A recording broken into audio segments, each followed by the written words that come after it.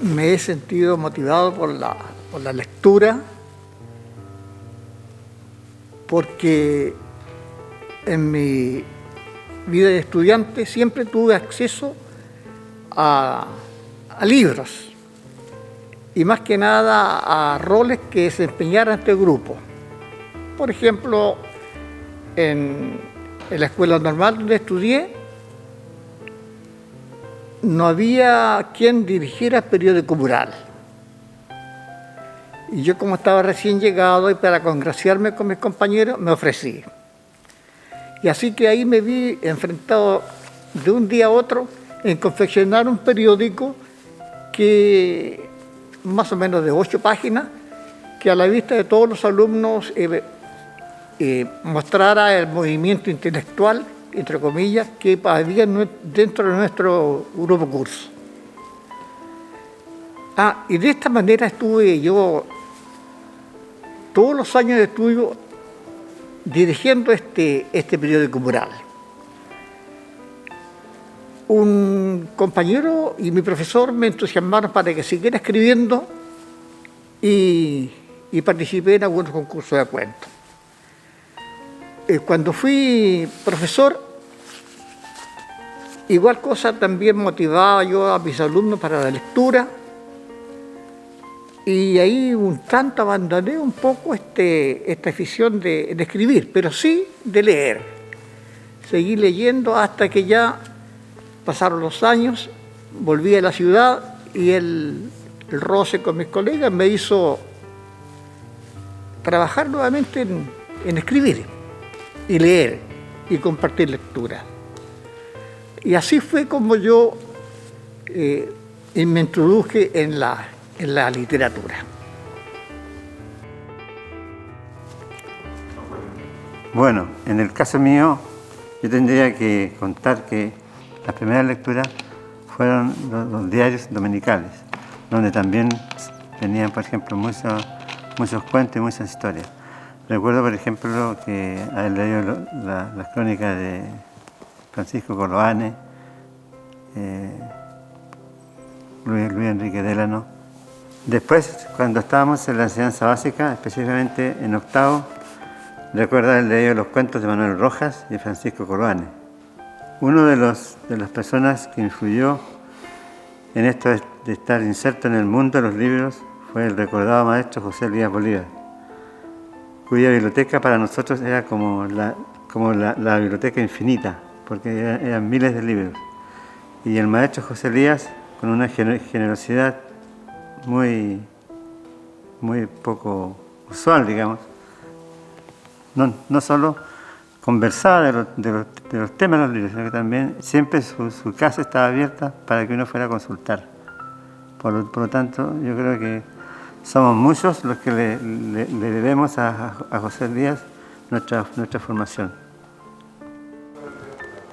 A ver, yo la verdad es que, claro, vengo de un hogar donde se leía mucho y yo soy el menor de varios hermanos, de 6. Entonces, cuando llegaba a la casa, obviamente que los veía todos leyendo, y una de esa edad, 8 o 10 años, actúa muchas veces por imitación, no me queda otra que imitarlo.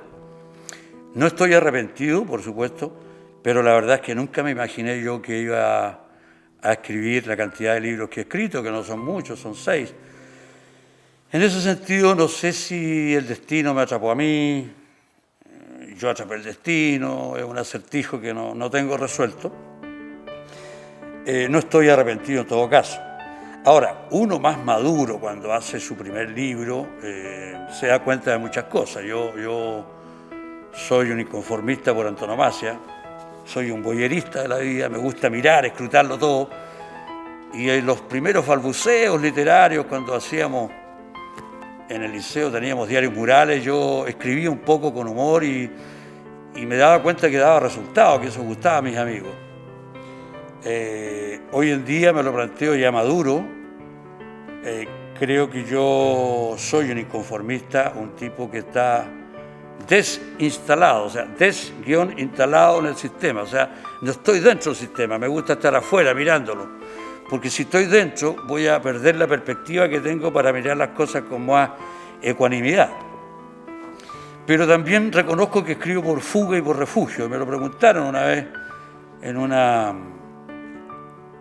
feria de un libro, y yo reconocí, escribo por fuga y por refugio.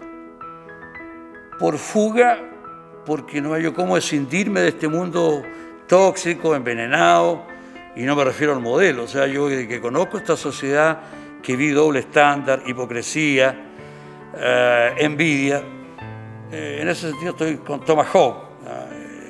El hombre, un lobo para un hombre, tiene bastante de miserable. Yo creo que fui bastante ingenuo también en un tiempo de mi vida de creer que todo el mundo era más bueno que malo. Y al final uno no sabe si el mal va a triunfar sobre el bien o el bien sobre el mal, pero uno tiende a hacer el bien porque puede convivir más plácidamente, nada más. Como te digo, por fuga es una parte que escribo. Y por refugio, porque cuando yo estoy a solas con mi computador, una botella de whisky y si no un vinito y si no un café, existo yo y la pantalla o la máquina de escribir. Yo partí escribiendo en máquina de escribir. Fuga y refugio son lo que me ha hecho desacralizar este mundo a través del humor.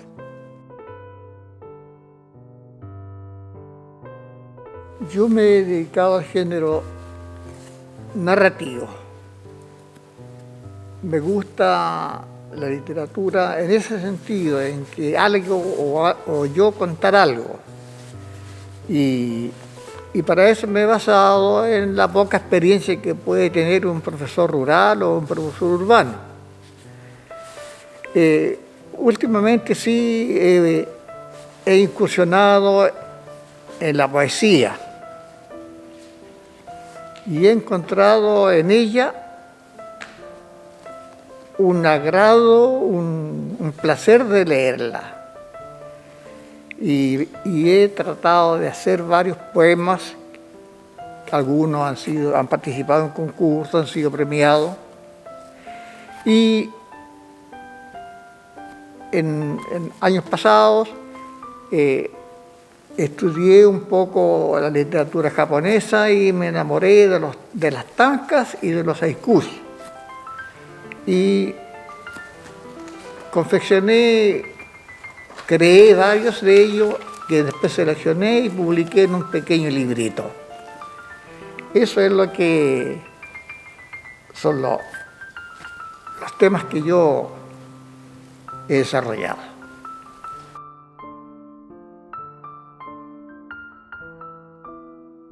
En el caso mío, como yo escribo para que otros lean, naturalmente que he tenido que ver varios géneros. Poesía, novela, cuento, ensayo, libros de entrevistas, libros históricos, en fin. Son varios los géneros que me ha tocado escribir. ¿Cuáles son los géneros literarios que ha abordado usted principalmente en su vida? Buena pregunta. Yo la verdad es que como periodista trabajé en varias revistas y por lo tanto lo primero que tuve que abordar fueron las entrevistas. De manera que tengo 3 libros de entrevistas y los otros son de humor. Por lo tanto, yo creo que la entrevista es un género, ojo, porque muchas veces se discute, ¿será un género la entrevista? Sí lo es. Yo creo que sí, porque la entrevista desde hace unos 30 años en Chile se empezó a trabajar de manera mucho más exhaustiva. Por lo tanto, la entrevista tiene muchas técnicas. Y el otro género que he abordado es el humor, que me gusta mucho. Por lo tanto, no es, la poesía me queda grande, la novela también. Entonces, en estos géneros yo me he dado un poco a conocer, pero me gusta mucho. El humor por razones obvias, somos un país triste, de carácter grisáceo, y yo creo que el humor es un bálsamo para los problemas cotidianos que enfrentamos los seres humanos. Una vez escuché una muy buena definición de lo que era el humor, no sé de quién fue, creo que era un francés. Me gusta el humor francés porque no respeta nada, el humor francés es avasallante, se ríe de todo, de la religión, del sexo. Decía más o menos que el humor cumple la función del parabrisas en un auto en un día de lluvia, más o menos esa es la idea que yo capté. Porque no detiene la lluvia, pero te permite seguir avanzando.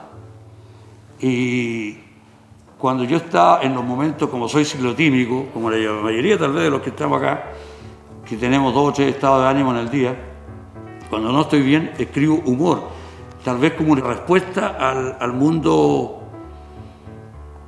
poco amistoso en el que nos desenvolvemos. Lo vemos en política, hay argumentos de trinchera por ambos lados, entonces hay poca capacidad de diálogo. Yo creo que el humor ahí cumple una gran función. Y la entrevista porque siempre me gustó, no sé por qué, de cabro chico, conocer gente interesante en todos los ámbitos, en el fútbol, la ciencia, la historia.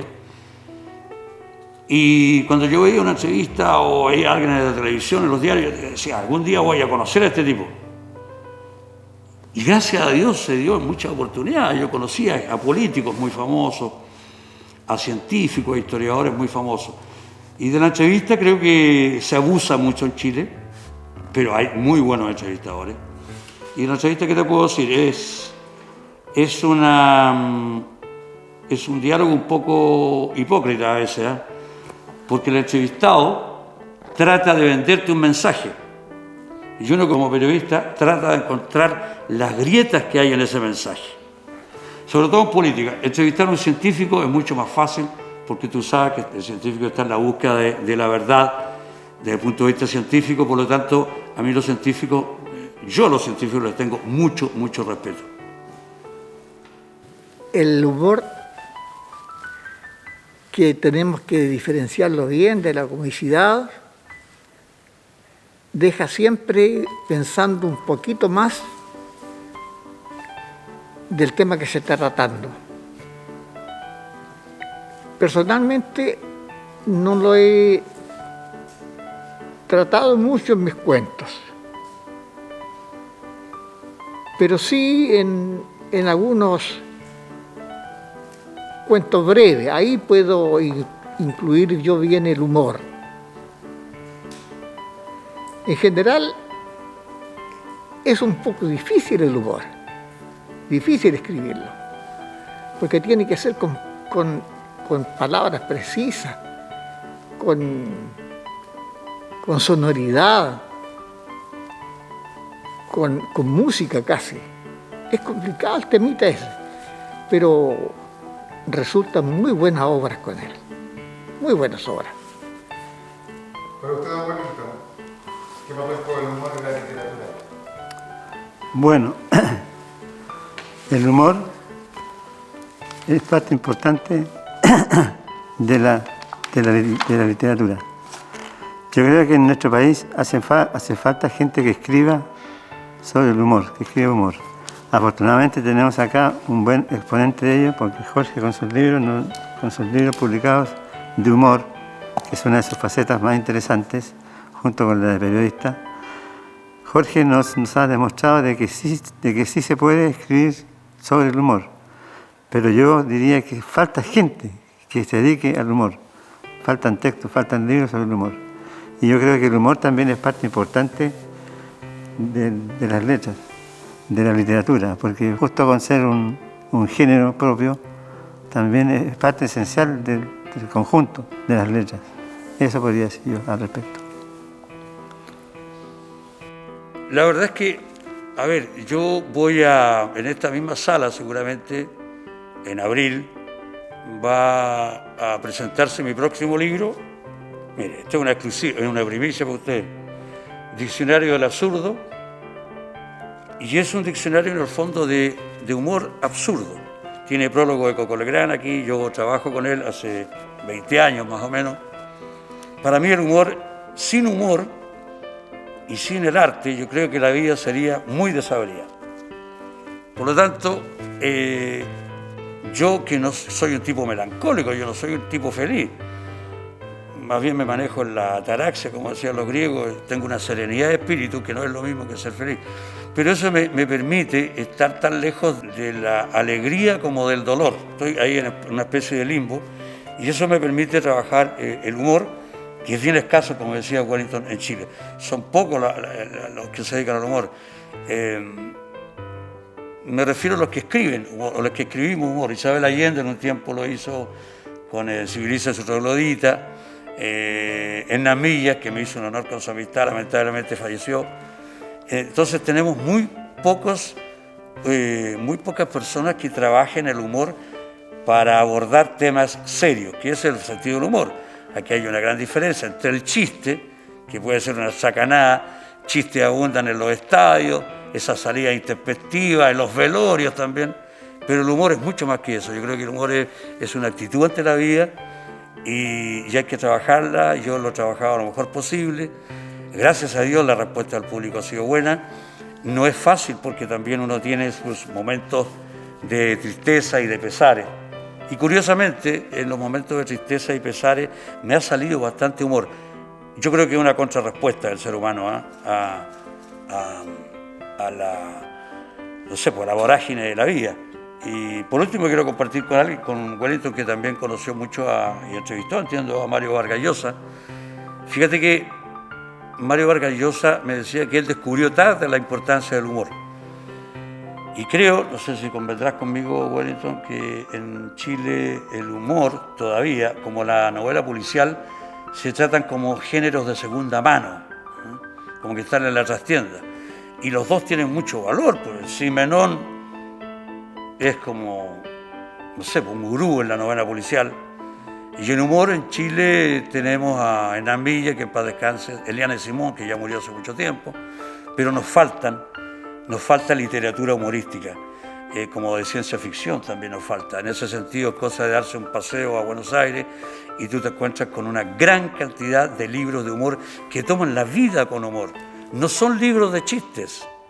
Y yo creo que en ese sentido, para hacer humor, uno no tiene que tomarse muy en serio, porque aquí no vamos a salir vivos de esta vida. Entonces, esa solemnidad hierática no va conmigo y como no me tomo muy en serio, escribo humor y creo que es la salsa de la vida. Te insisto, yo sin humor no tendría los amigos que tengo, no habría logrado ciertas cosas de las cuales me siento orgulloso. Creo que el humor también abre puertas. El ser gentil ya abre puertas. Si a esa gentileza le agregas una dosis de buen humor que te distiende el ambiente, entramos en confianza más rápido. Es enormemente importante. Yo no sé en qué grupo podría catalogarme, pero personalmente yo escribo cotidianamente.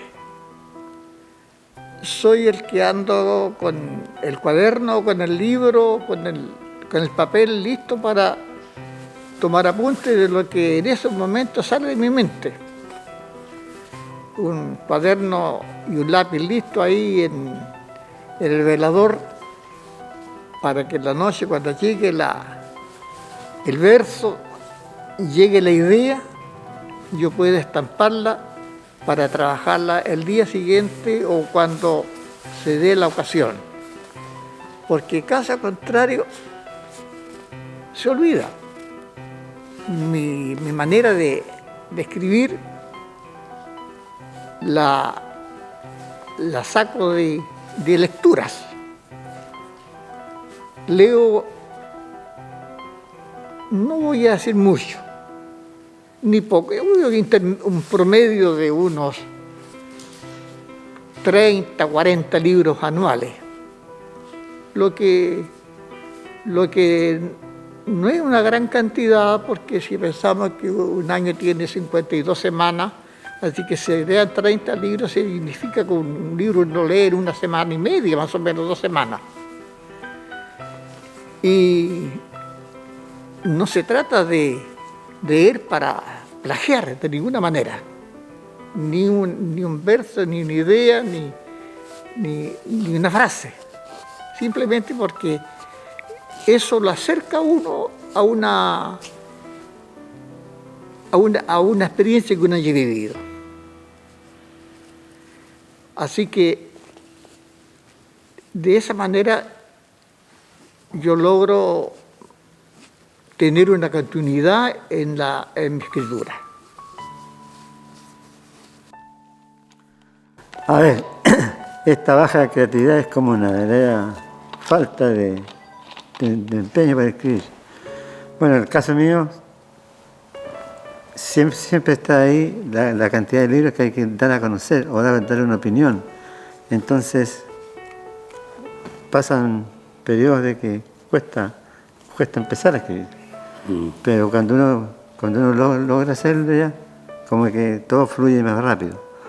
Por ejemplo, en estos últimos tiempos he estado escribiendo varios prólogos para algunos libros, que es un trabajo bastante complicado. No es muy fácil hacer un prólogo. Uno cree que algunas personas creen, cuando solicitan un prólogo, creen de que en 1 o 2 días está listo. En el caso mío, a veces pasa una semana que no puedo comenzar a escribir ese trabajo.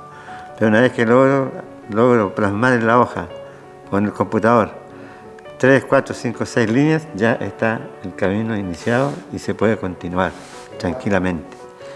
Entonces los periodos bajos, por ejemplo, en el caso mío, es cuando hay poco material, pero afortunadamente, como tú sabes, Jorge, hay mucho material que leer y que dar a conocer.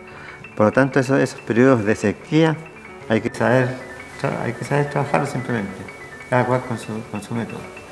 Eso podría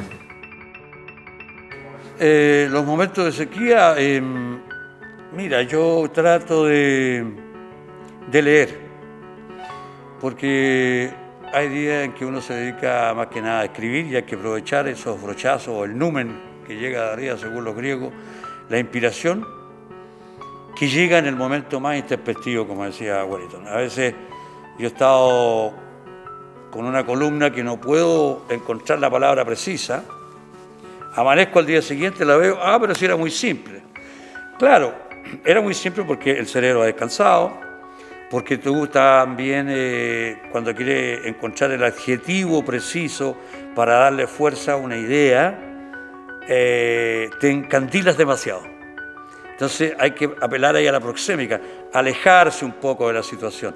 Por eso que yo lo recibí esto del señor Kumarich cuando escribía en el Diario Sur de Concepción.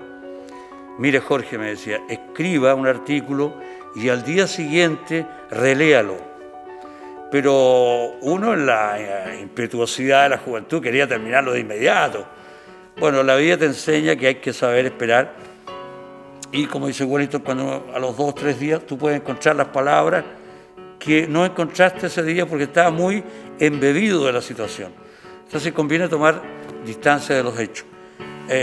Yo, como te digo, en los periodos de sequía leo bastante libros que me mandan amigos, autores, releo mi biblioteca mientras vuelve el famoso número o la inspiración. Antes me desesperaba más, me angustiaba. Pero ahora no, sé que esto va y viene. Espero que con el transcurso de los años no se vaya y deje de volver, pero creo que, mira, cada oficio, cada profesión, cada quehacer tiene sus bemoles. Entonces uno tiene que pensar también que Borges, que Yeats, no sé, Cervantes, Shakespeare también tienen que haber pasado por periodos de sequía. Entonces, ¿por qué no lo va a pasar uno? Y uno tiene que aceptarlo. Esto es como el matrimonio, hay momentos felices y hay momentos amargos, entonces, o momentos en que da la impresión de que el matrimonio se va a disolver por inercia, porque ya nadie habla, pero de repente llegan esos vientos de encanto que lo hacen a uno seguir en esto. Así que lo tomo como con filosofía nomás.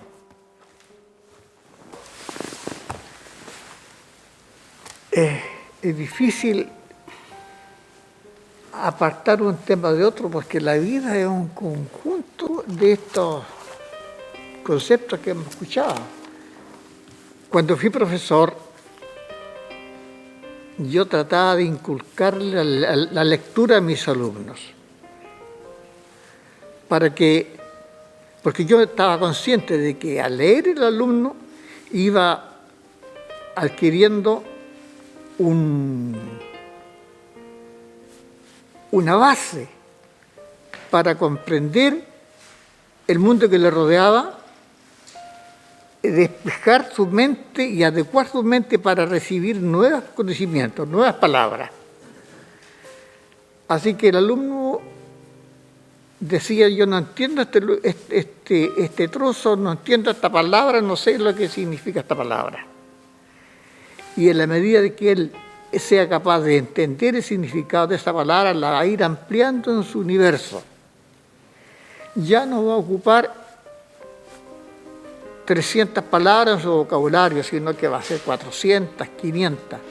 Y a la medida que tenga más palabras, va a poder comprender mejor el conocimiento que hay en el mundo, que hay en el universo, que hay en los libros. Entonces, la literatura amplía el universo del alumno. Y por supuesto que le da valores. Hay textos que enseñan valores, los cuentos infantiles,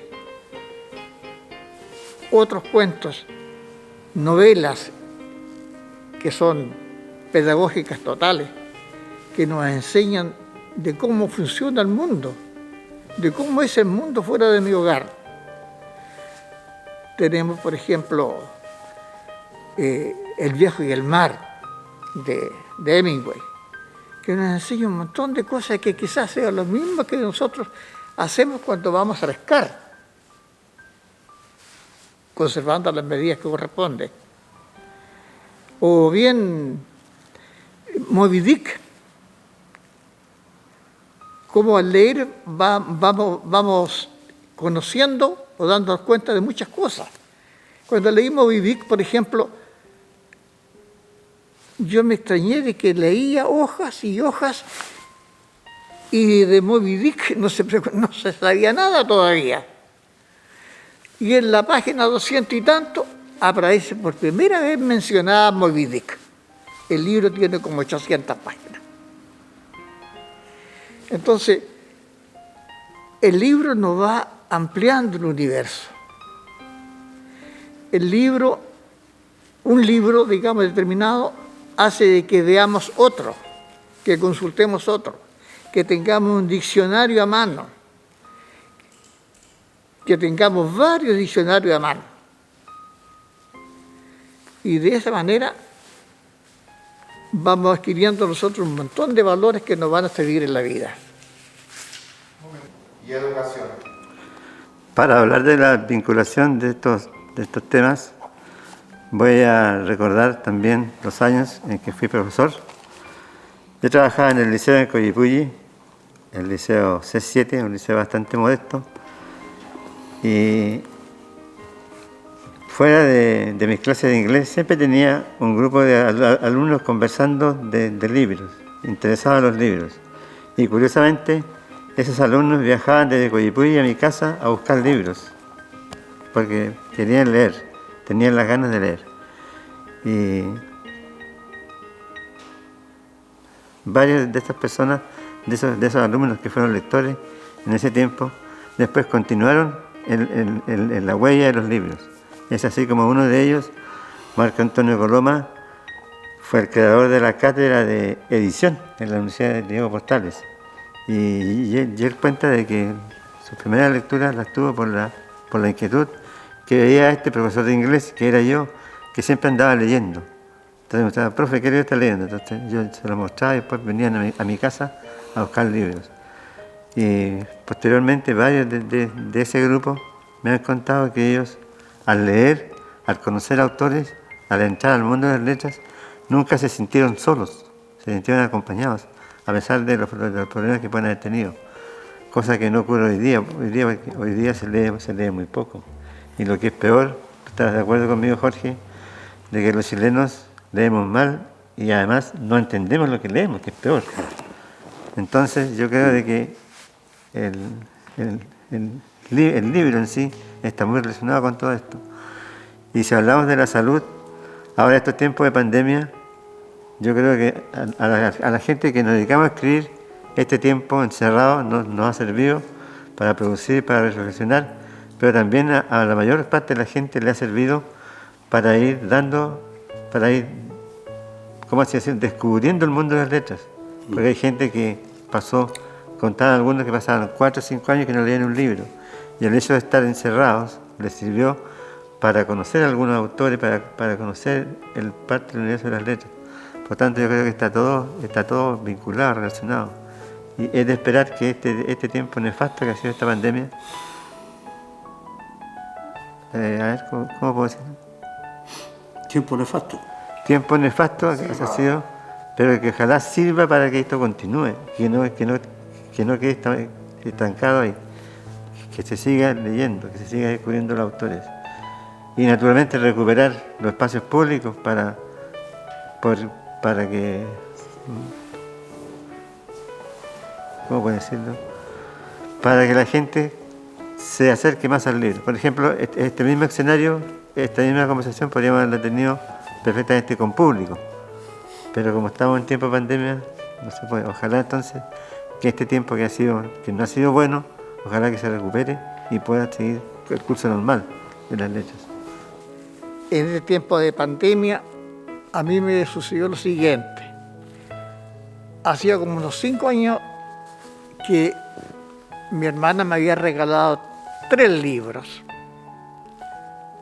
del escritor ruso Cholhov, El don apacible y otros cuyo no recuerdo. Eran unos mamotretos de Campos roturados. Campos roturados, justamente. Solo. Eran 3 libros de 800 páginas. Entonces, si lo recibí, se lo agradecí, por supuesto, y lo coloqué en mi estante. Después lo voy a leer. Pasaron los años, ahí estaba, lo sacaba, lo sacudía y lo volví a colocar. Cuando estalló esta pandemia que nos ha tenido tan mal traer, dije yo, ahora es la ocasión, como no puedo salir a la biblioteca a pedir libros, voy a leer estos libros. Y comencé a leerlos. Y quedé, por supuesto, encantado de ello, pero más que nada satisfecho de que había sacado 3 libros de mi estante, de mi biblioteca, y los había leído, o sea que no estaban guardados ahí, no, sino que lo había, pero me voy a expresar de otra manera, que por fin tenía en mi estante libros que había leído. Y bueno, esto fue el comienzo nomás de la lectura, porque después continué leyendo los demás, por supuesto. Y me quedó la lección de que tarde o temprano uno termina leyendo los libros que no ha leído. Y que en el fondo no solamente lo ha leído, sino que le ha gustado, que es lo mejor. Así que en este tiempo de pandemia ha sido especial como para que muchas personas hayan leído, hayan tomado igual que yo el libro olvidado, la revista olvidada, o la máquina de escribir olvidada también. ¿Sí? Yo creo que a la postre podemos reducir la pregunta, que es un poquito compleja o que tiene varios aderezos, a una sola cosa. Y no lo digo yo, se lo decía García Márquez. Al final existe la buena y la mala literatura, nada más que eso. Yo he sido un crítico contumaz, pesado incluso, porque lo he dicho en cuanto medios me han entrevistado, un crítico contumaz, te digo, de lo que nos hacen leer en el liceo, fundamentalmente. Si en mi casa no se hubiese leído tanto, yo creo que habría sido un pésimo lector, porque lo que nos dan, de lo que recuerdo yo, entre 3er y 4º medio, que es la época en que más se lee, en castellano se llamaba el ramo, no sé si ha cambiado de nombre, igual se llama. No. Nos hacían leer Prometeo encadenado, Edipo Rey, El Quijote de la Mancha. Mira, y eso te nombro 3 nomás, que todavía se siguen leyendo. Yo lo he conversado con, ¿cómo se llama este caballero? Presidente de la Sociedad Chilena de la Lengua. Da lo mismo el nombre, pero se me olvidó ahora. Mato, con Alfredo Mato y con otras personalidades, como Victoria Espinosa, que es una de las 3 mujeres que pertenece a la Academia Chilena de la Lengua. El Quijote es un libro para leer a los 30 años. No me vengan a mí con el pretexto de decir es que son clásicos. Los clásicos se leen después de los 28, 30 años, cuando la persona está absolutamente formada. Yo te insisto, lo que tiene que hacerse en la enseñanza media es atrapar al joven por la lectura. Si eso es a través del Condorito, estoy exagerando, bienvenido sea el Condorito. Una vez yo estaba con mi señora en Reñaca, en Viña del Mar, hace años. Estábamos tomando una Coca-Cola y había una niña 2 metros más allá sola y le dijimos, oye, ¿por qué no te acercas a nosotros? Y se acercó la niña y yo le pregunté, oye, ¿y tú qué haces? No, yo estoy trabajando y voy a dar la prueba de actitud académica de nuevo porque salí recién de 4º medio el año pasado. Ya le pregunté yo, le dije, asentí más bien. ¿Y qué libros te gustaron de los que leíste en 4º medio?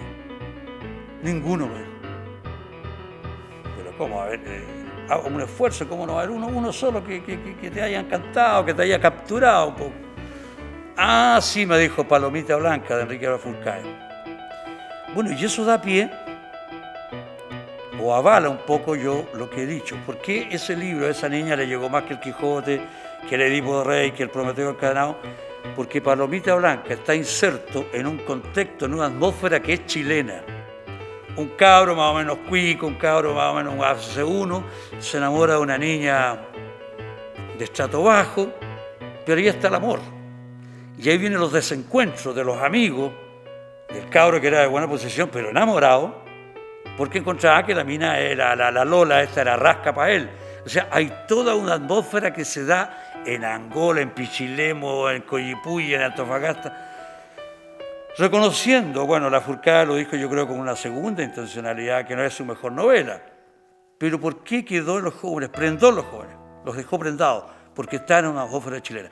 ¿Cuántos libros hay? Ahora creo que se incorporó Francisca Yo Te Amo de José Luis Rosasco. ¿Por qué? En una atmósfera chilena. Yo he hablado, te lo digo sinceramente, he hablado con 2 jóvenes griegos, que ellos mismos se ríen cuando les hacen leer estos libros de Edipo Rey o todo lo que tenga que ver con los 3 grandes filósofos griegos, que no niego que son grandes, pero ellos dicen, en Grecia nosotros, Jorge, vivimos de un pasado que ya no existe. Mientras en Chile hay, y Wellington con mayor propiedad que yo, te puedo hacer una lista interminable de libros escritos por chilenos que atraparían a los jóvenes para que en 2º medio, 3º medio, 4º medio salgan con ganas de leer. Y no esta literatura, no sé si es perpéntica, pero muy de modé, muy esclerótica, que lo único que te hace al joven es alejarlo de la literatura. Yo compraría, mira, yo paso por las pocas librerías que hay en Angol y siempre pregunto cuáles son los libros que más se leen. Esto pide la juventud, las mujeres, esto. Bueno, ¿por qué no nos hacen leer esto? Eso. Y no lo que dicen en forma lapidaria los textos de ya, en 2º medio te quiere leer esto otro. Seamos un poco más flexibles. Es la única manera de atrapar al joven por la lectura. Comparto lo que usted ha dicho. Y se han creado unos mitos un poco maliciosos sobre la lectura de El ingenioso Hidalgo Don Quijote de la Mancha. Mucha gente, muchos contertulios dicen, yo leí El Quijote de la Mancha. Y yo podría decirle con mayúscula, mentira. Porque en el liceo leímos un capítulo del Quijote de la Mancha. Yo más adelante, unos años más adelante de mi vida estudiante, me acuerdo que tomé el libro porque andaba buscando un capítulo especial para un trabajito que tenía que hacer. Pero el libro no lo leí. ¿Por qué no lo leí? Bueno, porque era muy grueso. Segundo lugar, en el liceo me lo habían querido meter a la fuerza. Tercer lugar, este libro era un libro que estaba pasado de moda. También quería leer el libro El Quijote, pero que fuera mío, no prestado. Y yo había puesto esta idea ante mi hijo y un día mi hijo llegó a la casa y me dijo, te traigo de regalo El Quijote de la Mancha. Ahí lo leí. ¿Qué edad tenía yo? Como 70 años. A los 70 años vine a leer El Quijote de la Mancha. Mis amigos, muchos de mis amigos lo habían leído entero antes. Y yo creo que era mentira. Así que a los 70 años leí El ingenioso Hidalgo. Los textos que se van a leer, yo creo que fueron propuestos en la década del 50, y del 50 a esta parte ha pasado mucho tiempo. Yo creo que en Chile hay buenos educadores, que podrían cambiarnos el programa. El mismo mío Cid no es para los cabros. Yo atraparía... Hay tanto libro bueno de la misma Isabel Allende. Sí. Hay tantos libros escritos por chilenos y buenos que atraparían más a los jóvenes. Mira, se me olvidó antes de nombrar el libro que más se leyó en la década del año 2010, 2000 o 2010, en los liceos de Santiago, fue el de Guillermo Blanco, Gracia y el forastero. Sí. Otro libro que está en un contexto chileno, por eso fue. Pero seguimos con el mío Cid. Oye, pero el asunto del Quijote es lo siguiente. En Chile, el Quijote es uno de los textos que es más conocido de oídas que de leídas. Lo acabo de decir. Eso es. La Edía de la Odisea, yo tenía buena memoria, por eso me saqué yo era el mejor alumno en castellano, me acuerdo, con la señora Delinda Zúñiga, le mando un saludo, pero me aburrieron como otra. Claro. Entonces, ¿cuántos libros entretenidos hay? Mira, de Carlos Ruiz Tagle, que tiene mucho humor. De José Sepúlveda tienes tú... Genaro Prieto, lo vine a leer mucho después, Claro, que atrapan. El que José Sepúlveda tiene un libro muy bueno ahora. Caballo de Copa, Fernando Loría, libros con humor, sí. atrapan. ¿Cuáles son los autores que usted recomendaría a Florentino? Yo recomendaría a Isabel Allende. Aunque sí que tiene hartos detractores y no es muy querida, pero yo la recomendaría a ella. También recomendaría a un escritor que falleció no hace mucho tiempo, que es don José Sepúlveda. Luis Sepúlveda. Sí. Luis Sepúlveda, perdón. Que tiene unos libros, pero llenos de emoción. Para la juventud pienso de que debería encantarle. Ya, a ver qué otros más. Pues es difícil pensar en otros más, porque los otros son clásicos ya. Quizás también recomendaría el libro que recién, el autor que mencionaba recién, Lafourcade. Algunos libros de Lafourcade, porque tiene algunos que son bellos pesadillos también. Y posiblemente algún libro de alguna dama, pero no me acuerdo de ninguna en este momento, el nombre de ella. Por el momento eso nomás. Quizá un ratito más me acuerdo de otros más.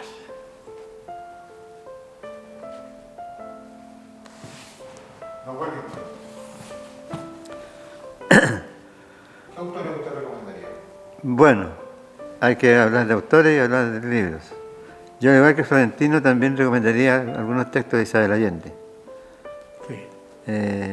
Enrique Lafourcade, Palomita Blanca, que es una verdadera radiografía de la década del 70, de ese tiempo. Un libro que con los años sigue vivo, sigue vigente. También en el plano del libro policial que hablaba Jorge Neal, nosotros tenemos un gran autor que es Ramón Díaz Terovis, un autor nacido en Punta Arenas, que creó un personaje, un detective Heredia. Este Heredia siempre anda tratando de solucionar casos en los bajos fondos de Santiago. Y ya este personaje ha sido parte de unas 18 novelas y está traducido como a 6-7 idiomas. Es un autor muy interesante, Ramón Díaz Terovis, que yo lo podría recomendar. También los libros de José R. Rosasco, Todas estas constanzas, Tiempo para crecer. Un gran autor nuestro que muestra el mundo juvenil. ¿Qué más? Bueno, Coloane, algunas cosas de Patricio Mans, que aunque muchos dicen que no era escritor, pero tenía un par de novelas. Ojo, tiene una que se llama, bueno, no recuerdo el título, pero el protagonista se llama Angolman Alcahuello. No recuerdo el nombre, pero es una muy buena novela de Patricio Mans. Y también habría que leer autores extranjeros, ¿cómo no? Porque hay tanto en todos los países. Podríamos leer, por ejemplo, hay un gran cuentista venezolano, Salvador Garmendia. Ahí también está Rómulo Gallegos. En fin, muchos. Bueno, José Donoso es muy interesante también de leer, Enrique Lin. Y si conversamos del libro, también tendríamos que leer a nuestros poetas, que ahí sí que hay una cantidad enorme. También a nuestros historiadores, que están de moda algunos. Hay un autor nuestro que no lo podemos dejar de nombrar, no sé si tú lo conoces, Jorge, has estado con él. Es Pancho Ortega. ¿Qué? De Victoria, que ha escrito una novela, varias novelas, y una de ellas muy buena que se llama Logia, una novela muy interesante. Y aquí en la zona también tenemos algunos escritores. Está Guido Eitel, está Oscar Mellado de Temuco. Baradit también. ¿Baradit? ¿Recomendaría Baradit? A ver, si tú me preguntas si lo recomendaría Sí. yo lo recomiendo. Ya. Pero sí se lo recomendaría a gente que quiere saber parte de la historia sin haber leído la historia, porque la gracia de él es esa. Pero ojo, Baradit es un buen escritor, ojo, de ciencia ficción. Solo que él descubrió que, escarbando un poco nuestra historia reciente, contando algunas cosas que la gente no las conoce, pero no las conoce bien, ha ganado mucha plata. Y hoy día está convertido en un compadre que gana mucho.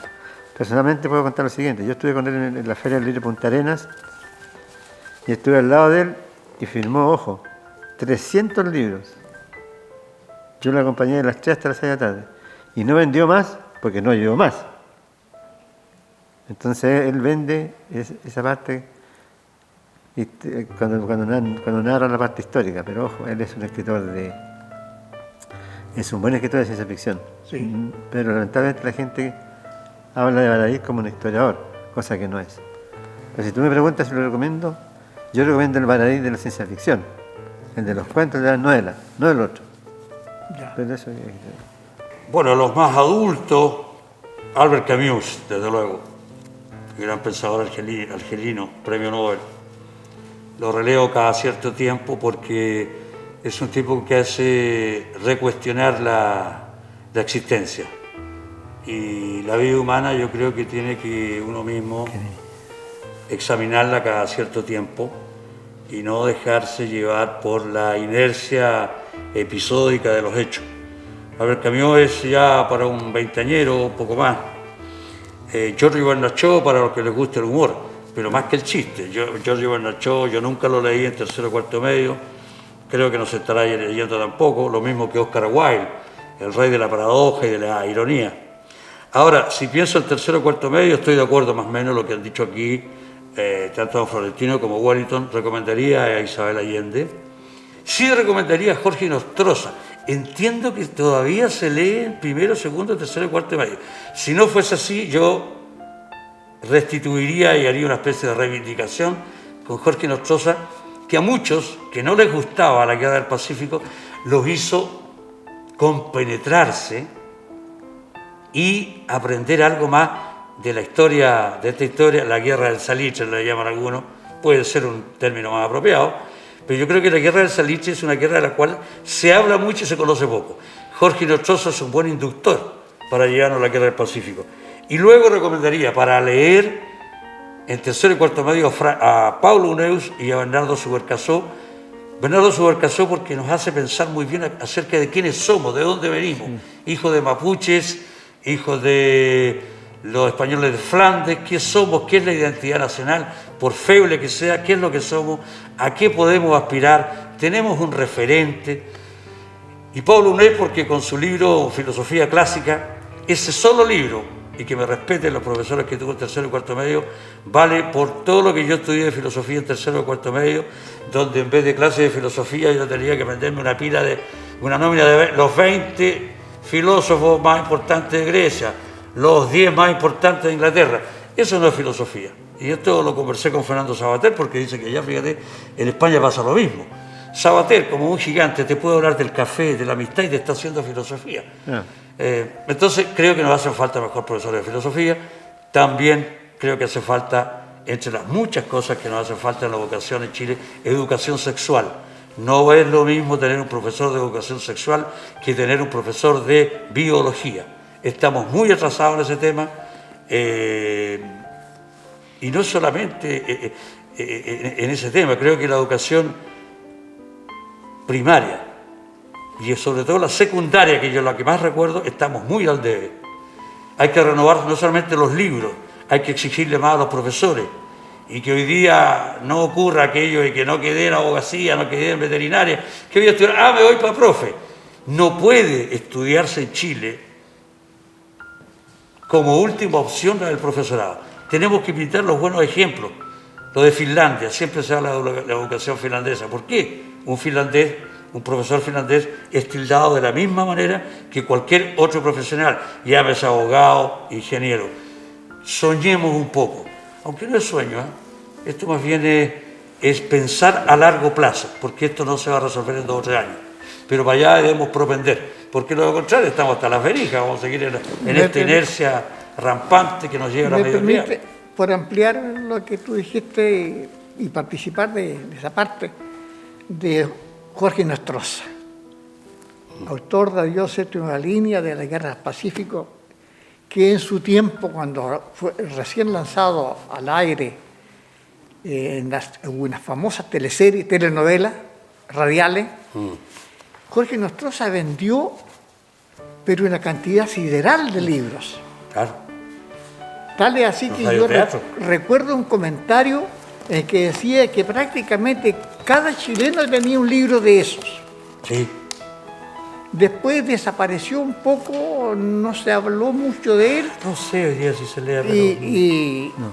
Sería una pena, porque aportó mucho. Justamente hubo discontinuidad en la fama de él, pero que un libro muy leído. Esa es otra cosa que, don Florentino, que uno se apena de que haya muerto, tal vez por internet, no sé, los radioteatros. Yo aprendí mucho con los radioteatros. Sí. Por el mismo Jorge Nostroza lo veía en Claro, cuando adiós séptima línea, la gente esperaba esa hora, creo que era como a las 6 de la tarde, empezaba a dar las funciones, el radioteatro con la radio, y toda la gente, todo el pueblo escuchaba esa teleserie. Exacto. Y todo el pueblo leía.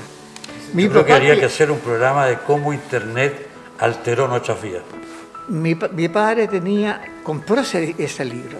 Me parece que eran 3 o 4, no recuerdo. Son 5. 5 eran y ya está. Yo no lo leí todo. Pero, Florentino, curiosamente, muy poca gente lo considera escritor. ¿Ah? Muy poca gente lo considera como escritor. ¿A quién? A Jorge Nostroza. Sí, lo consideran más que nada un escritor aficionado que vendió mucho con esta historia que fue al séptima línea, pero yo creo que era un tipo muy creativo. Sí. Sí, hay uno que yo creo que hay un poco de envidia y menosprecio hacia él, Oye, pero porque el talento era innato. Igual que Isabel Allende, hay gente que no la considera buena escritora. Bueno, vos lo de Atelce, eso es. Y sin embargo ha vendido millones de libros. Que venda mucho no significa porque dirijo. Corín Tellado también vende mucho. Pero cuando Gonobo lo de Atelce, se transformó en el principal epícono para que ganara Isabel Allende. Son los egos de